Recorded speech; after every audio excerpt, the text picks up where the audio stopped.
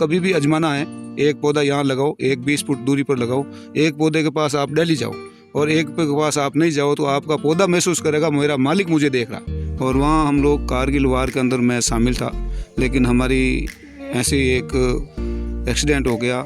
और जितना भी हम कोशिश करते हैं, गायें हमारी है, मैं गौमूत्र के ड्रम बड़े हुए रखे हैं, उनका इकट्ठा करते हैं। गोबर आप मर्द गाय के सींग की खाद बनाते हैं तो 250 ग्राम खाद, आप 250 ग्राम खाद 2.5 बीघे के अंदर काम कर ले लो, कोई टोली भर के खाद डालने की जरूरत नहीं। और ठीक उस हिसाब से आप देखो, यहाँ कोई पौधा ऐसा नहीं है जो मेरे फार्म पर नहीं है। जो जड़ी बूटी कहीं नहीं मिलेगी वो मेरे फार्म पर मिलेगी।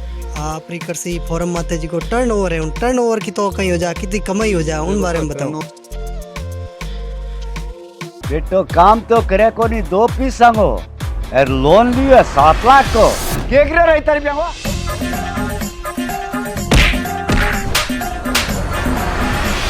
पूरी वेब सीरीज देखने के लिए डाउनलोड करें स्टेज ऐप।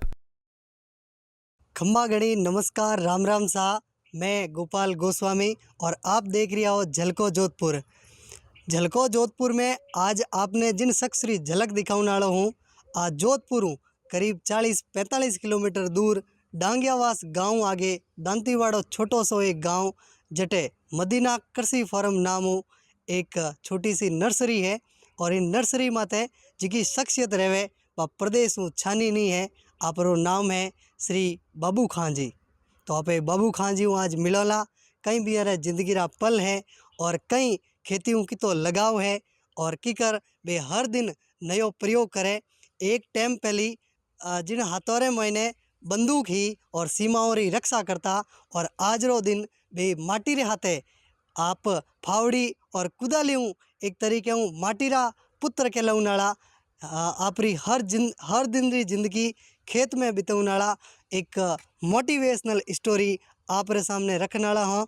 तो आपे मिलोला खान जी बाबू खान जी, आप देख रहे हो खान जी बाबू खान जी और आप फौजी साहब हूँ। आपे कई क्वेश्चन पूछला और कई बतावे आप री जिंदगी रा कई दिन है, किकर उतार चढ़ाव आया और किकर खेती हूँ लगाव आयो। तो पहले प्रश्न आप हूँ फौजी साहब हूँ कि आप रो खेती हूँ लगाव किकर होयो, और पहली सबों पहले आप बताओ कि आप रो पारिवारिक जीवन कैड़ो है की करे। देखो सो आज मारे फार्म माते पधारियोड़ा झलको जोधपुर, सबों पहले तो मैं हमारा स्वागत करूं। और मेरा जो पारिवारिक जीवन है, मैं अटे दांतीवाड़ा गांव में जन्मियोड़ो, हमारा पूर्वज भी सब खेती करता और मैं 1973 में आर्मी ज्वाइन करी। आर्मी के अंदर ऐसे ग्रुप में चला गया मैं, बॉम्बे इंजीनियर ग्रुप, उसके अंदर मैंने ट्रेनिंग की। ट्रेनिंग करने के बाद में 75 के अंदर मेरी पहली पोस्टिंग हुई पुंछ के अंदर, और वहाँ से जगह जगह मेरी पोस्टिंग होती रही। ग्वालियर रहा, फिर नॉर्थ सिक्किम के अंदर नथुला दरा रहा, फिर हम लोग ग्लेशियर एरिया में रहे। और मेरी लास्ट सर्विस 26 राष्ट्रीय राइफल के अंदर थी और वहाँ हम लोग कारगिल वार के अंदर मैं शामिल था। लेकिन हमारी ऐसी एक एक्सीडेंट हो गया जहाँ पर हम लोग भीमर गली में थे, मेरी गाड़ी, मेरे साथ 7-8 जवान भी थे, लेकिन हम लोग 150 फुट नीचे खाई के अंदर गिर गई गाड़ी। लेकिन मालिक ने हम सबको सही सलामत रखा और उठों माने हेलीकॉप्टरों एयरलिफ्ट करके माने उधमपुर हॉस्पिटल पहुँचाया, जहाँ से हम लोग कोई 1 महीने के बाद में, कोई 1.5 महीने के बाद में ऐसे सबको मेडिकल की छुट्टी मिली। और उसके बाद में जैसे हम छुट्टी काट के वापस गए 26 राष्ट्रीय राइफल में, तो मेरी 1.5 साल सर्विस बाकी बची थी। मेरे को होम पोस्टिंग नसीराबाद मिली और नसीराबाद आने के बाद में भी 26 जनवरी 2001 को गुजरात में भूकंप आ गया। और देखो हमारी किस्मत, हम लोग भूकंप सहायता में पहुँच गए और वहाँ जितने भी बिल्डिंग ध्वस्त हो गए थे उनको हम लोगों ने बारूद लगा लगा कर पूरा जमींदोज किया, पूरा एकदम क्लियर किया और जनता की सहायता की। भुज के अंदर बचाव के अंदर हम लोग पूरी रहे। हमारे साथ chief of the army staff भी थे। तो ये चीज़ें हम लोग पूरी अपने आर्मी के अंदर रहते हुए देखी। और जैसे भी मैं 2001 में आर्मी से रिटायर हुआ, रिटायर होने के बाद में मेरे दिल में ये आया कि भाई मैं और मेरी वाइफ दोनों ही हज के लिए चले गए, हज करके आए। 2003 के अंदर मैं डिपार्टमेंट से जुड़ा, कृषि विभाग से ट्यूबवेल करवाया, खारा पानी था और उस पानी को कैसे काम में लेना, डिपार्टमेंट वालों ने बोला आप इसके अंदर बेर के पौधे लगाओ, ड्रिप लगाओ। शुरुआती जीवन आप देखियो तो आपू एक प्रश्न पूछनी चाहूँ कि आप रो आर्मी में जाऊनो सपनो कटू हारू हुयो और कटू बा लगन आप रे महीने मन में आई।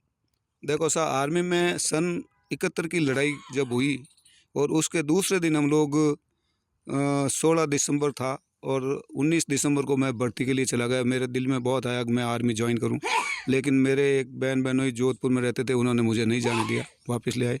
और 1973 के अंदर मैं जब भर्ती हुआ तो मैंने किसी को कुछ नहीं बताया, चुपचाप भर्ती हुआ। और पुणे पहुंचने के बाद मैं लेटर दिया कि भाई ऐसे ऐसे मैं भर्ती हो गया हूँ।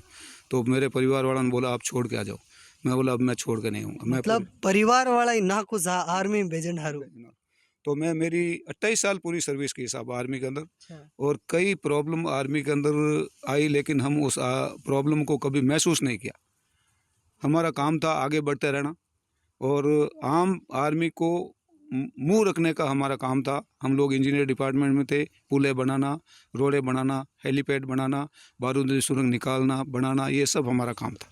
अगर कोई किसान हमारा जैसे दर्शक है और गांव में जावेला वीडियो दूर दराज बैठो व्यक्ति रखने जावेला, तो बे अगर जैविक खेती स्टार्ट करनी चाहे, शुरू करनी चाहे, तो बे उन्हें सब पहले कहीं करना चाहिए। क्योंकि जैविक खेती अगर वो किसान चाहे कि भाई मैं खेत में एक हेड़ हरू कर दूं तो उन्हें बड़ो नुकसान मिले, क्योंकि फसल पूरी बा एक हाथे उपजिती मिले नहीं। तो की कर जैविक खेती स्टेप बाय स्टेप की कर करनी चाहिए। देखो साहब, मारो जहाँ तक सोच है कि देसी खेती, जैविक खेती करने वालों को सबसे पहले उसके खेत में देसी नस्ल की एक गाय होनी चाहिए, ताकि गौमूत्र और गोबर कहीं से लाने की ज़रूरत नहीं पड़े। उसके बाद में गाय को हम चारा देते हैं, वो भी अपने खेत के अंदर पैदा किया हो, हम कह सकते हैं भाई हम जैविक चारा दे रहे हैं। और खेती जैविक जो भी शुरू करता है उनको हम ये नहीं कहते हैं कि भाई आज 100 बीघा ज़मीन एकदम जैविक करो। आप स्टेप बाय स्टेप, जैसे 6 बीघा कर दिया या 3 बीघा कर दिया इस साल, अगले साल 3 बीघा और करो, ऐसे ऐसे करके स्टेप बाय स्टेप पूरी ज़मीन को जैविक बनाओ, ताकि हमारी जो पश्चिमी राजस्थान की जो ज़मीन है वो अभी तक बहुत अच्छी है। पंजाब और हरियाणा यूरिया DAP पेस्टिसाइड डाल डाल के पूरी ज़मीन अपनी ख़राब कर चुके हैं। हम अभी तक बहुत अच्छे हैं पश्चिमी राजस्थान वाले, और अपना यूरिया DAP और पेस्टिसाइड कम यूज़ करेंगे ताकि हमारी आने वाली जो जनरेशन है उसको हम बचा सकें, उनके भविष्य पर बुरा असर ना पड़े, हमारी ज़मीन का हाजमा सही रहे, हमारे पशुपालन सही रहे, जल जंगल जानवर ज़मीन और जनसंख्या सब हमारी सही रहे। और हम जैविक खेती के साथ साथ सबसे बड़ी समस्या जो अभी प्रदूषण की आ रही है, अगर जैविक खेती करोगे तो प्रदूषण भी कम होगा। तो मेरा ये भी निवेदन है किसानों से कि भाई आप स्टेप बाय स्टेप जैविक खेती करें, और कम से कम आने वाली जनरेशन, आने वाली जो भी जनसंख्या है, हमारे पशुधन है, हमारी ज़मीन है, उनका ध्यान रखते हुए आप जैविक खेती करें। आप फौजी साहब एक क्वेश्चन और है कि आप आ चीज़ बताओ कि आपरे जी को फॉर्म माते पेड़ पौधा बायोड़ा है, बिहार वास्ते खाद आप किन तरीके तैयार करो। देखो सब, मैं हमारे खेत में जितना भी पेड़ पौधा पायोड़ा है, आज मेरे खेत में 45 किस्म के पेड़ पौधे हैं, और उसमें ज़्यादा करके हम मेडिसिन प्लांट भी कर रहे हैं। तो मैं जो खेत के अंदर उन पौधों में खाद तैयार लेता हूँ, वो कंपोस्ट खाद लेता हूँ, जो खड्डा बना रखा मैंने उसके अंदर खाद को सड़ाता हूँ, उसको गीला करके दबा देता हूँ, बंद करता हूँ, और जैसे वो एकदम सही हो जाती है तो उसको हम काम में लेते हैं। उसमें एक ट्राइकोडर्मा फफूंद आती है, वो भी हम यूज़ करते हैं। और यहाँ आपके सामने वर्मी कंपोस्ट इकाई बना रखी है, वो भी हम काम में लेते हैं। और जितना भी हम कोशिश करते हैं, गायें हमारी है, मैं गौमूत्र के ड्रम बड़े हुए रखे हैं, उनका इकट्ठा करते हैं। गोबर आप मृत गाय के सींग की खाद बनाते हैं तो 250 ग्राम खाद, वैज्ञानिक नहीं, हमारे जो पद्म भूषण किसान हैं वो भी कहते हैं कि आप 250 ग्राम खाद 2.5 बीघे के अंदर काम कर ले लो, कोई टोली भर के खाद डालने की ज़रूरत नहीं। और उसका रिजल्ट मैंने अपने यहाँ फार्म पर करके देखा है। मतलब गाय रो हींगड़ो उन महीने खाद पैदावार करनी किकर करनी, इनो एक पूरो विस्तार बताओ मैंने। मतलब मरी हुई गाय का सींग हम इकट्ठे करते हैं, और नवरात्र साल में 2 बार आते हैं, और नौरतों के अंदर वो सींग के अंदर जो सींग का तोता होता है खाली, उसके अंदर गोबर और गौमूत्र ताज़ा आटे के जैसे प्लास्टिक के बर्तन के अंदर गूंद के उसको ठोक ठोक के भर देते हैं। उसके पीछे मिट्टी लगाते हैं, मिट्टी लगाकर अभी आपको दिखाऊंगा मैं, यहाँ गाड़ रखे हैं। नवरात्र के अंदर ही वो खाद हम वो सींग ज़मीन में डालते हैं, और सींग का जो तीखा वाला हिस्सा है वो 2 इंच बाहर रखते हैं, ताकि आपको पता रहे भाई यहाँ हमारे सींग गाड़े हुए। और उसको नमी आप थोड़ा गीला करते रहो, और वापस नौरते आते हैं 6 महीने के बाद में, जब आप वो खाद बाहर निकालोगे तो वो खाद आपको ऐसी तैयार हुई मिलेगी। उस खाद को आप पूरा एकदम लकड़ी से कुचल के बाहर निकाल लो, सूती कपड़े के अंदर पैक करके रखो। जब भी आपको ज़रूरत है, जैसे हमारे ज़मीन के अंदर अभी बरसात हो गई है और औसत हम 1-2 दिन के अंदर जुताई करेंगे, ज़मीन गीली है तो उस ज़मीन गीली के अंदर 2.5 बीघा ज़मीन पर आप स्प्रे कर दो, और वहाँ जो फसल होगी वो अलग आपको दिखेगी और दूसरी फसल आपको अलग दिखेगी। उतना इतना ज़बरदस्त उसका असर होता है। इन्हें आज 22 साल हो गए रिटायरमेंट हुए। पहले जब तक मैं हर पौधे के पास नहीं जाता, मेरे पौधे में क्या बदलाव हो रहा, मेरा पौधे मुझे क्या कर रहा, मैं यहाँ तक भी पौधे से मैं बात करता हूँ कि मेरा पौधा मुझे क्या कह रहा है और उसको किस चीज़ की ज़रूरत है।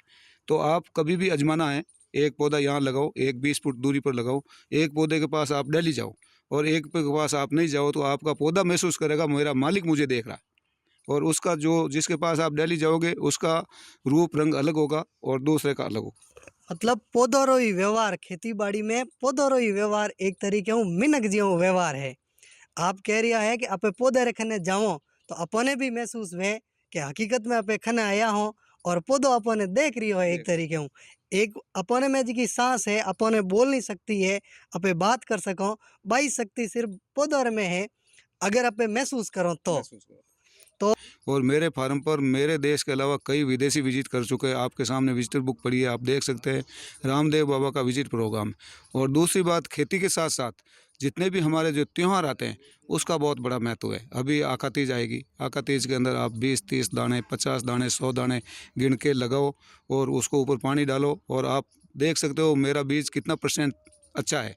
उसमें 90% सही है, 80% सही है, वो आप खुद मतलब आजमा सकते हैं। मतलब त्योहारों रे कितो महत्व है कि आका तीज माते आप बीज बोन देखो और उनमें ने कितो फर्क है, आप रो बीज सही है कि नहीं है, उनमें शुद्धता कितनी है और देसी खाद रहते हैं। सबसे बड़ी बात है देसी खाद, बाजार वालों खाद नहीं। तो देसी खाद और बाजार वाले खाद में कितो फर्क है? देखो साहब, बाजारों आप यूरिया DAP जो लाते हैं, ठीक है, उससे फसल का उत्पादन बढ़ेगा और उसका जो नुकसान है वो बताने की ज़रूरत नहीं है। हॉस्पिटल बता रहे हैं, हमारे जितने जोधपुर के अंदर हॉस्पिटल है वो बता रहे हैं कि हम लोग क्या खा रहे हैं और उसकी क्या वजह है। आप रे जी का गाँव रा किसान है बियो नहीं, आप लगातार मोटिवेट करो। और अगर हमारे मीडिया रे माध्यम कोई दर्शक गांव में बैठा, दूर दराज में बैठा और आप रो जी को इंटरव्यू है हुण और आप रे कने आवेला सलाह ले उन्हें, तो आप यानी कई मदद करोला। देखो साहब, मार्कन ने अगर कोई किसान रात को 12 बजे भी फ़ोन करता है तो मैं उनका फ़ोन अटेंड करता हूँ। और जितनी मुझे नॉलेज है मैं उनको ये नहीं कहता कि भाई रात हो गई कि वो हो गई। मैं जितनी मुझे नॉलेज है मैं उनको बताता हूँ और उनको ये भी कहता हूँ कि आप मेरे खाली भाषण पर मत रहो, आप ऑन ग्राउंड मेरा फार्म आकर देखो मैं फार्म पर क्या कर रहा हूँ। कि मैं कोई यहाँ से हवा में तीर नहीं मार रहा हूँ, मैं ऑन ग्राउंड कर रहा हूँ। मेरी आज उम्र 70 साल हो रही है, लेकिन अभी भी मेरा रूटीन है, मैं जब तक हर पौधे के पास नहीं घूमता। मैं महीना भर थोड़ी मेरी तबीयत ख़राब थी, मैं कल आया था फार्म पर, आते ही पूरे खेत के अंदर घूमा, पशुओं के पास गया, सब जगह पूरा विजिट करके क्या कमी है क्या नहीं सब जो यहाँ काम कर रहे हैं उनको बताया। और आज मैं बोड़ियों को पानी भी दे रहा हूँ। मेरे पास मालिक की मेहरबानी है, कई टाइम था मेरे ट्यूबवेल में पानी नहीं था, लेकिन आज मेरे ट्यूबवेल के अंदर 70 फुट पर पंप चल रहा है और फुल पानी है। सौर ऊर्जा चल रहा है, 6-7 घंटा गवर्नमेंट लाइट देती है और 6-7 घंटा हमारी सौर ऊर्जा भी चल जाती है। तो रात को परेशान होने की ज़रूरत, दिन को खेती करो, रात को आराम से सर्दियों के अंदर रजाई ओढ़ के सो, कोई ज़रूरत नहीं। और पूरा खेत में फेंसिंग की हुई है और डिपार्टमेंट ने एक यहाँ पर कच्ची रख यंत्र लगा रखा कादरी है।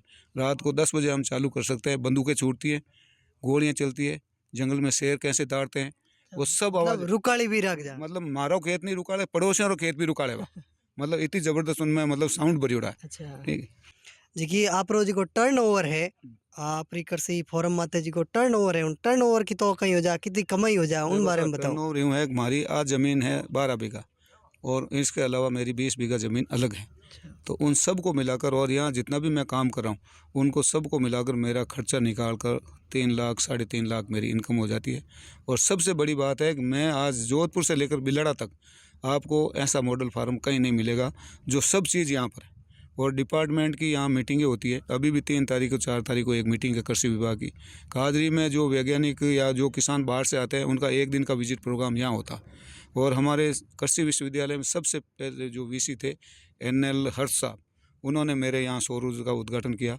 उसके बाद में बलराज सिंह जी थे VC, उन्होंने मुझे कई अवार्ड दिए।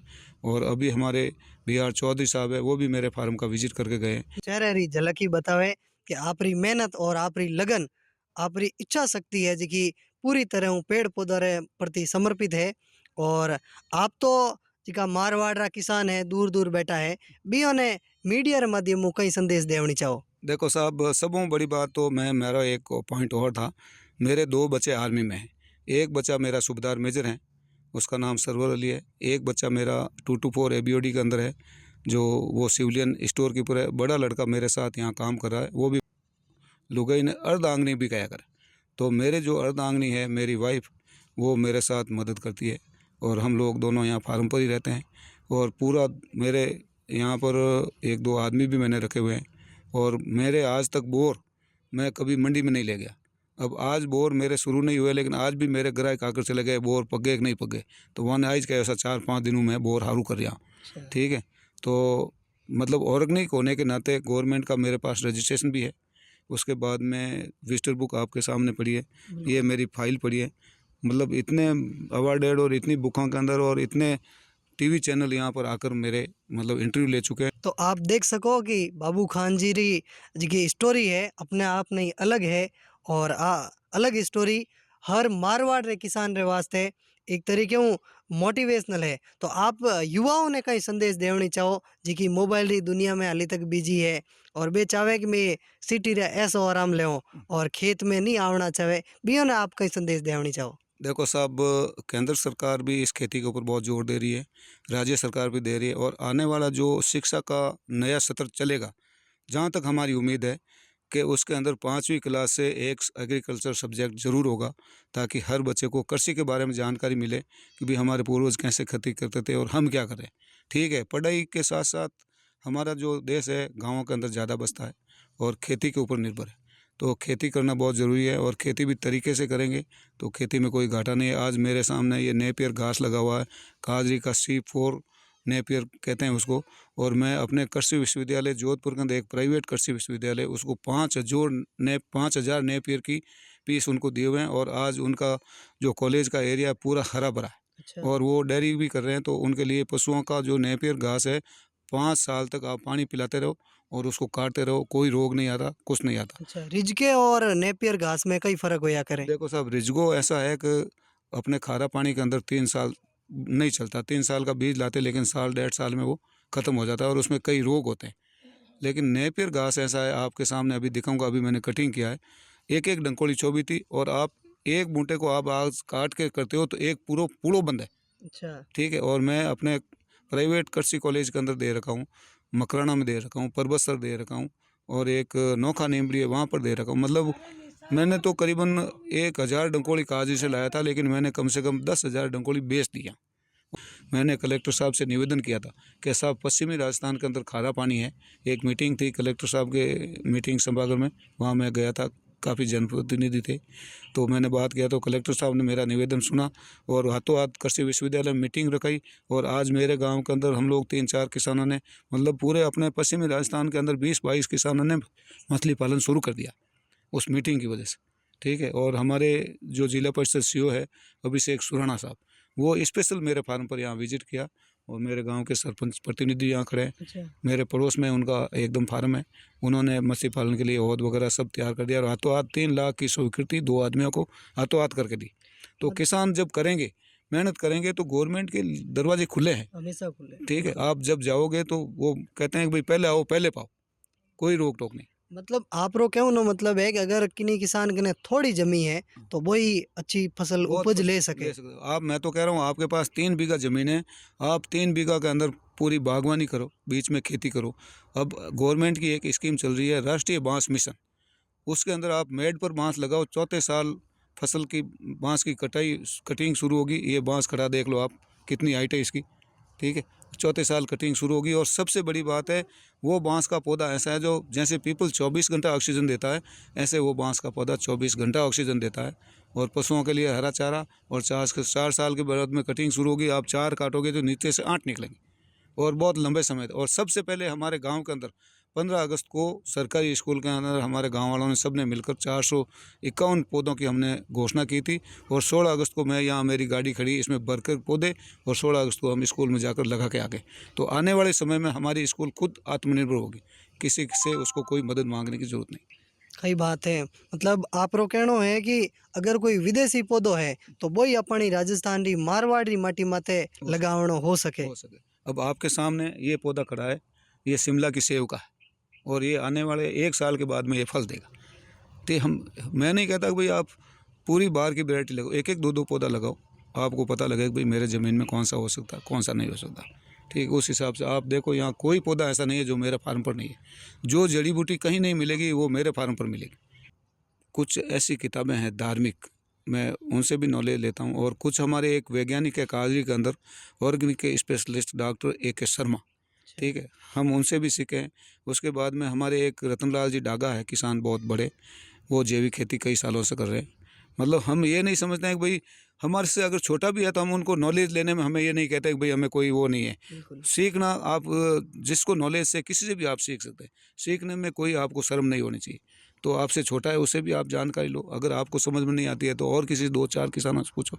तो खेती के अंदर हम जितनी जानकारी लेंगे उतना हम खेती के अंदर सक्सेस होंगे। और खेती के साथ खाली हम अगर खेती करके बैठेंगे भाई हमने बाजरा बेच दिया या गेहूं बेच दिया, नहीं, खेती के साथ आपको बागवानी करनी पड़ेगी, पशुपालन करना पड़ेगा, बकरी पालन करना पड़ेगा, मच्छी पालन करो, मुर्गी पालन करो, मतलब पूरा खेती के साथ ये सब खेती से जुड़ी हुई चीज़ें हैं ये, और ये हम करना पड़ेगा। मतलब खेती हूँ जुड़ी जुड़ी सब चीज़ों करनी चाहिए। सारा खाली खेती हूँ लेन नहीं बैठना हो कि भाई गेहूँ है तो गेहूँ बहा दिया, या बाजरो हर चीज़ बावनी है। और तो फसल हमेशा बदल कर बोनी चाहिए। जैसे हम मेरे पास मान लो भाई 35 बीघा ज़मीन है, मैं डेली बाजरा ही बाजरा बोऊंगा नहीं। आपको जैसे इस साल बाजरा बोया है तो अगले साल तिल बो, मूंग बो, मतलब फसल हमेशा बदली करके बोनी चाहिए, बहुत ज़रूरी है। ताकि कुछ तत्व ऐसे होते हैं जो फसलों की जड़ों से भी मिलते हैं, ठीक है, तो हमें वो तत्व नहीं डालने पड़ते। और जब तक खेत के अंदर सूर्य देवता की जो किरणें होती है, पौधा आप पूरा एक छाया में लगा दो, वो पौधा ऐसा ही रहेगा। लेकिन जब उसको हवा, पानी और सूर्य लाइट पूरी मिलेगी, उस पौधा का रहन सहन, मतलब उसका एकदम रुझान भी अलग होगा। बिल्कुल। जैसे आपे डेली दिनचर्या में खाणो खाओ पानी पियो उन तरीके हूँ, तो आपरो कहीं कहना है कि भाई पौधों री देखभाल की करनी चाहिए, बराबर करना चाहिए कि नहीं करनी चाहिए, इन बारे में कहीं कहना? देखो साहब, पौधारी आपको, मेरा तो ये रूटीन है और मैं सब किसानों को भी कहता हूँ, आप जो भी पौधा लगाते हो आप एक दफ़े उसका सुबह उसके ऊपर जाकर देखो, मेरे पौधे पर कोई कीड़ा लगा है, मेरा पौधे में क्या पत्ते पीले पड़ रहे हैं, खाद की कमी है, पानी की कमी है, ये चीज़ें देखनी पड़ेगी। हमारे एरिया में उदाई बहुत है, उसकी भी दवाई डालनी पड़ती है। तो ये चीज़ें हम देखेंगे तो हमारा पौधा स्वस्थ रहेगा। और जब हम डेली रूटीन में घूमेंगे तो हमारा स्वास्थ्य भी सही रहेगा। बिल्कुल। तो कई किसानों ने कही है कि जैसे आप बे चाहे तो है कृषि करनो, खेती करनो घणी चाहे, पण बी ने कहीं पानी री कमी वे तो उन हारू कहीं करनो चाहिए। देखो साहब, पानी की तो अपने पश्चिमी राजस्थान में कमी है, लेकिन उसके लिए गवर्नमेंट की बहुत बड़ी स्कीम है। आप बूंद बूंद सिंचाई लगाओ, मिनी स्प्रिंकलर लगाओ। जो गेहूं की खेती हम लोग जो फ्लड इरिगेशन करते हैं दोहरियों के अंदर, उसके लिए गवर्नमेंट पाइपलाइन दे रही है, सब्सिडी पर दे रही है। आप पाइप लगाओ, सीधा अपने खोडे के अंदर पानी जाएगा। और हमारे किसानों की क्या हैबिट है, जब तक खोडा पूरा ऊपर तक नहीं बढ़ता पानी बंद नहीं करते। नहीं, आप पूरे खोडे के अंदर पानी घूम गया, पानी बंद करो, दूसरे खोडे में लगाओ, ऊपर तक भरोगे। गेहूं की जड़ 4 इंच जाती है, पानी तो नीचे ज़मीन में जाएगा, तो वो पानी वेस्ट होगा हमारा। तो इसलिए उस हिसाब से पानी दे फसल को भी, जो फसल का भी मतलब पूरा भरण पोषण हो जाए और पानी भी वेस्ट नहीं हो। और मेरा तो ये निवेदन है, कम पानी है उसमें ड्रिप लगाओ। जय जवान, जय किसान, जय विज्ञान, जय हिंद। कई बात है तो जैविक खेती रो एक बड़ो संदेश दियो आप। अगर आपने आ कहानी जोश जज्बेरी हाकरी लागी है तो झलको जोधपुर चैनल ने जरूर सब्सक्राइब करजो और हाथे घंटी वालो बटन भी दबा दीजो।